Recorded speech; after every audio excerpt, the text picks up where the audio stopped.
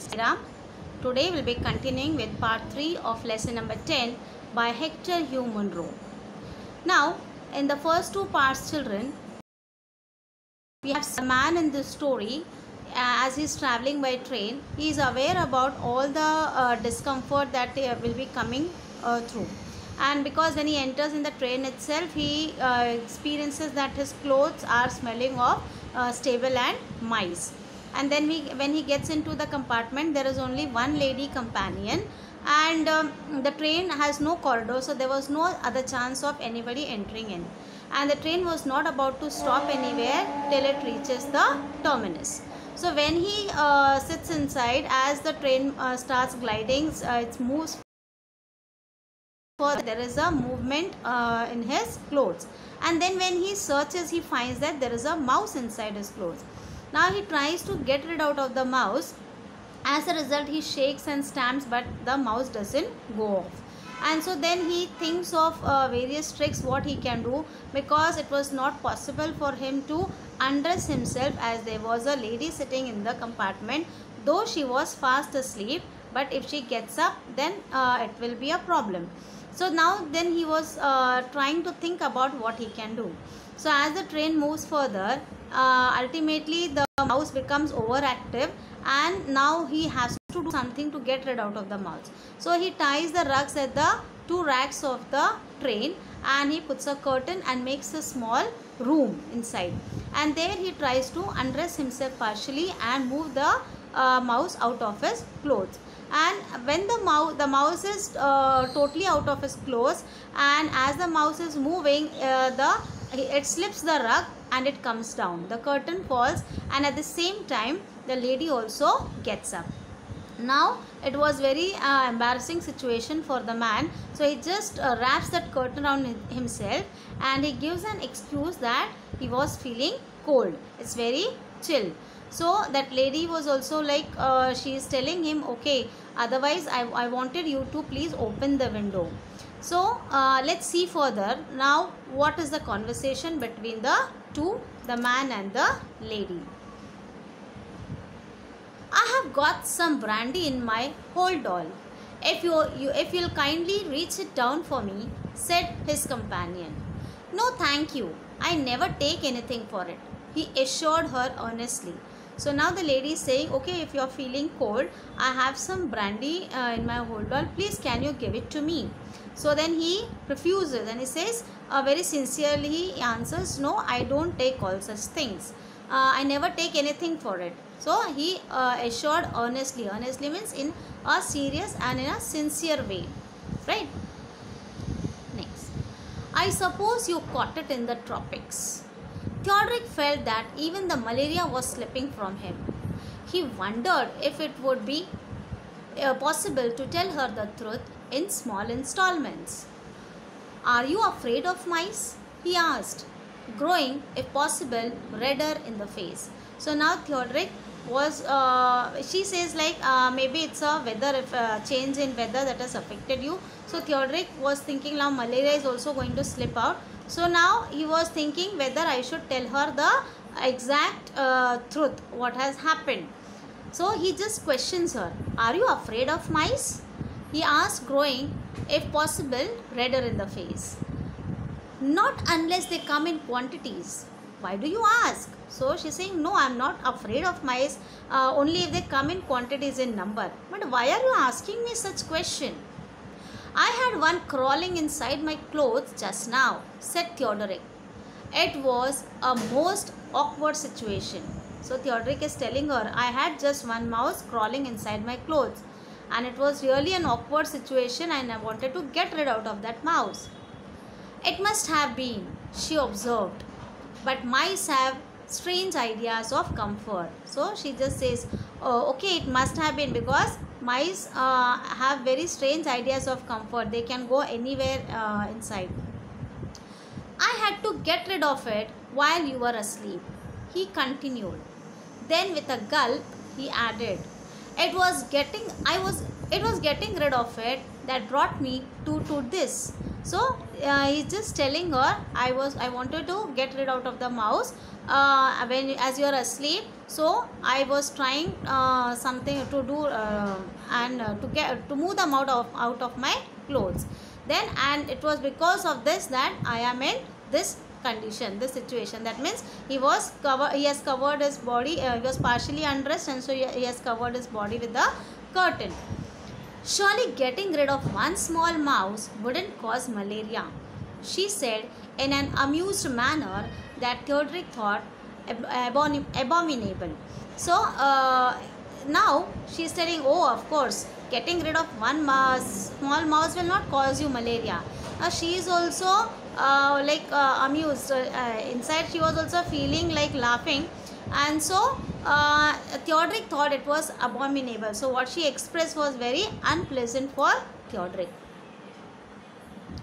Evidently, she had detected his predicament and was enjoying his confusion. So she was enjoying the confusion, the situation of his, what he was.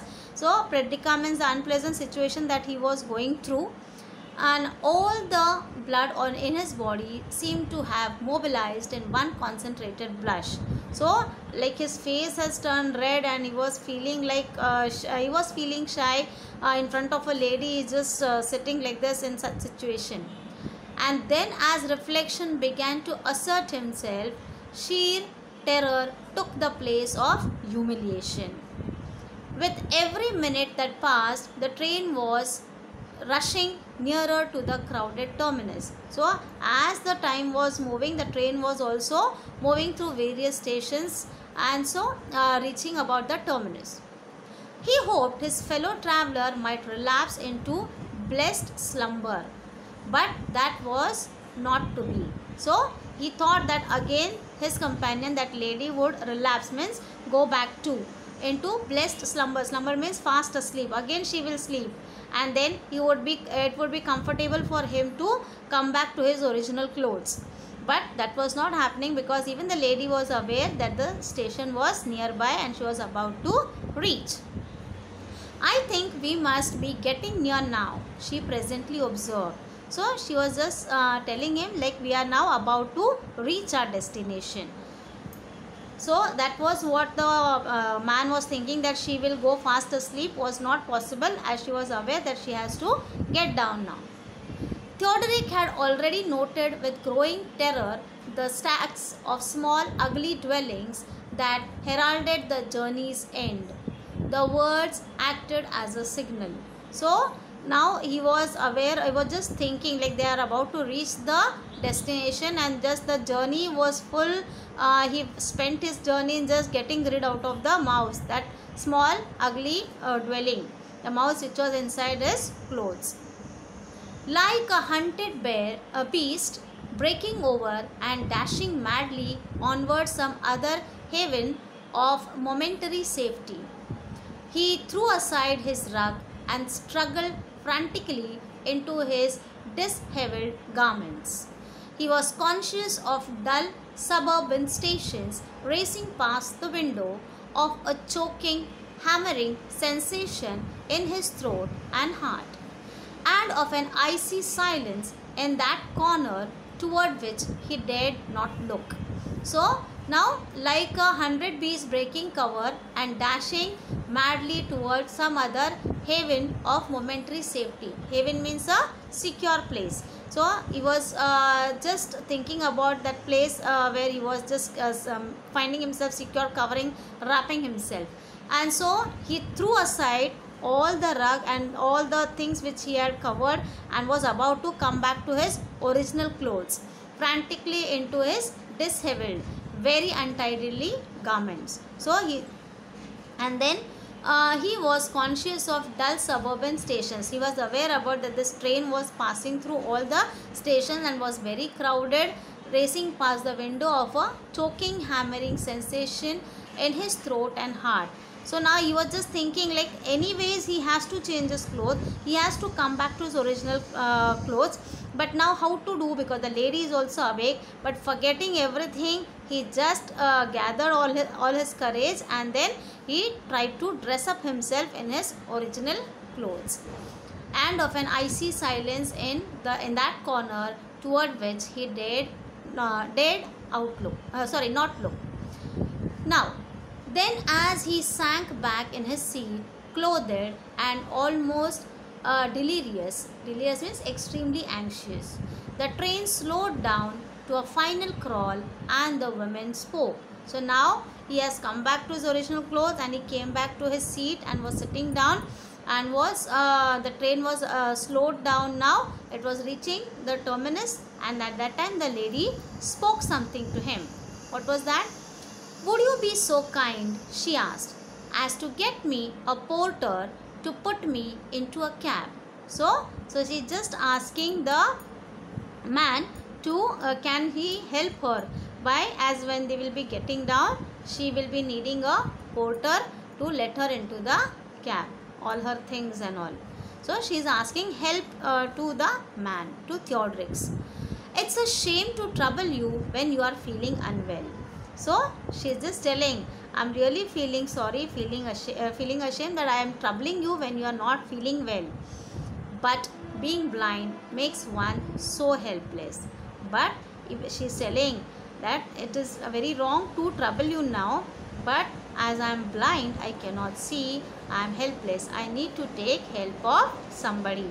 So children, did you understand that the man with what he was worried about the whole journey, as he was undressed partially, the mouse had gone out, and the lady at the same time had woke up, and he was very much worried what the lady has seen, what she must be thinking of his posture and all sort of questions came to his mind. He thought that she must have seen him like that, but the reality was that the lady was blind, and she could not see anything. So, and that he got to know when they reached the station, when they reached their destination.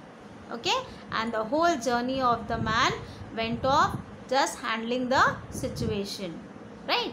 So here we end with our lesson, the mouse. Children, just go through your lesson, read the textbook thoroughly. We shall stop here for today. Thank you, children.